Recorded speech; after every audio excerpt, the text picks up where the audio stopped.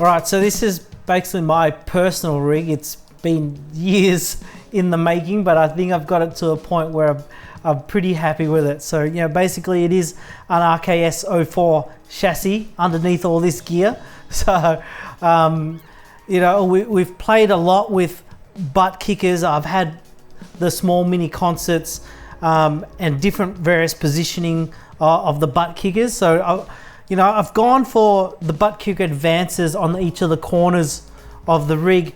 You know, it's okay, but you really don't feel where it's coming from, you know? So that's why, like, with all my builds now, I tend to just put one on the back of the seat and then one on the pedal deck, because, like, to put it on the chassis, you need big power. And I've got two Earthquake 1000 watt amplifiers powering these butt kicker advances, and you know, they're pushed up probably about levels 28 out of 30 just for me to feel something.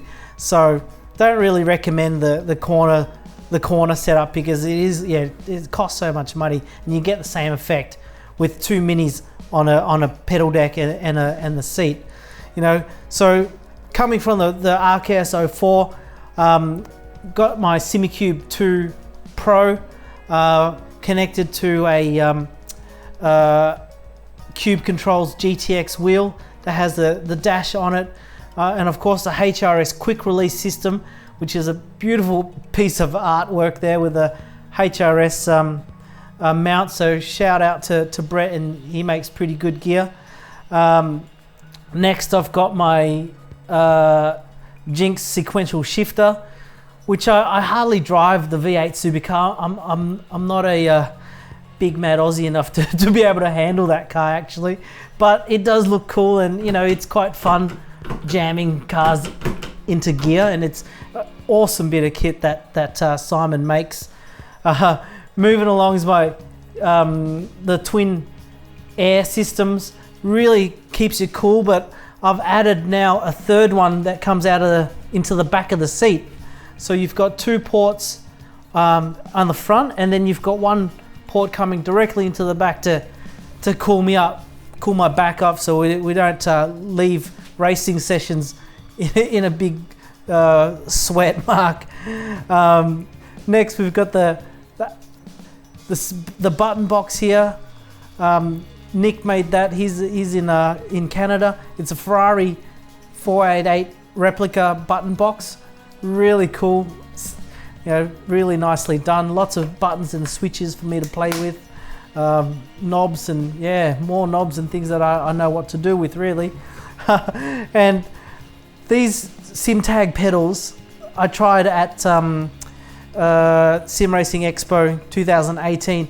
Really fell in love with them, and they're amazing. It's just real world equipment, so it just felt really nice, and I knew I had to have a set, you know. But back then it's and even now it's very expensive.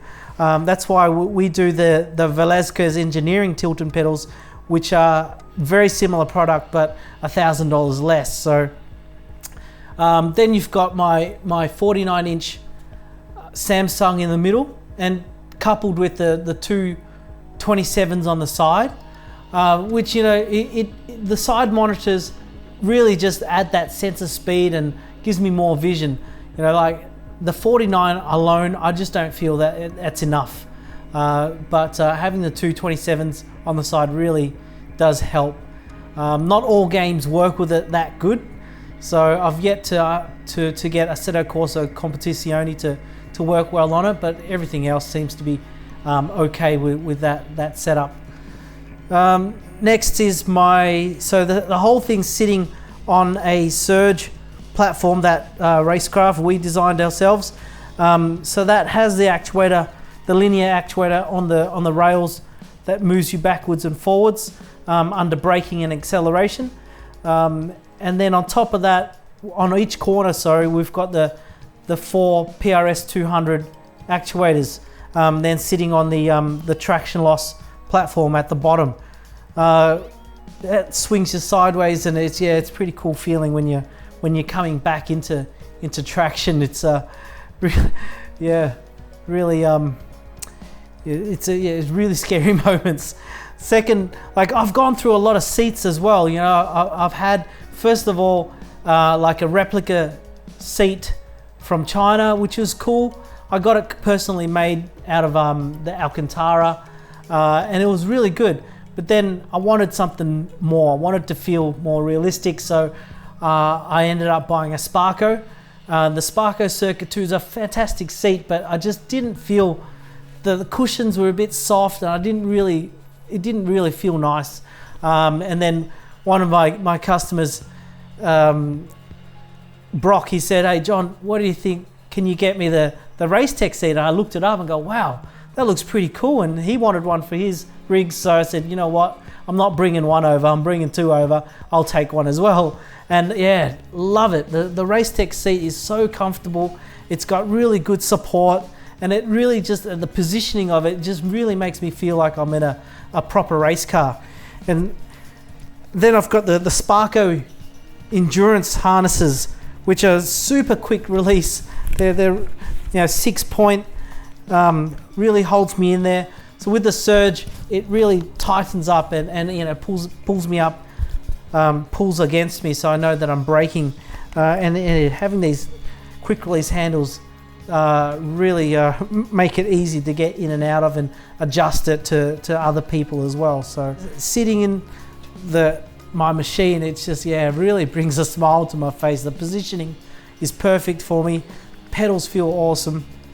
And I love this steering wheel as well, because of the look of it. It just looks like some futuristic steering. It's just so awesome. Like no other steering wheel on the market looks like this. So yeah, really happy with this cube wheel. You know, we are working closely with George at Simcore, and I have ordered an OMP GT wheel. So I really want to compare that against this, and I'm pretty sure it will be pretty good as well. So in the corner is my computer. Now that's running an i9 with a 3090 graphics card in it. The 3090 graphics card is a beast of a card, but I really needed it to run my HP Reverb Gen 2 headset. So yeah, that Gen 2 headset, the new VR headset, such a power hungry setup. So yeah, that 3090 really really gets a workout really with that G2. So and my trusty Logitech Z 5500 speakers, they're about 15 years old. That was part of the one of my original equipment, still going strong today. It's like fantastic with a 10-inch sub. It's really cool that it's still working really good. And then all that, with all the software that we run, comes together and creates this symphony of what I call the Racecraft Stage 6 simulator. So there you go, guys. That's a tour of my simulator, my personal rig at home, and why I've chosen to use what I've used. Hope you guys have taken some inspiration from this awesome machine and build something yourself and enjoy this awesome hobby that we've got. So thanks for watching.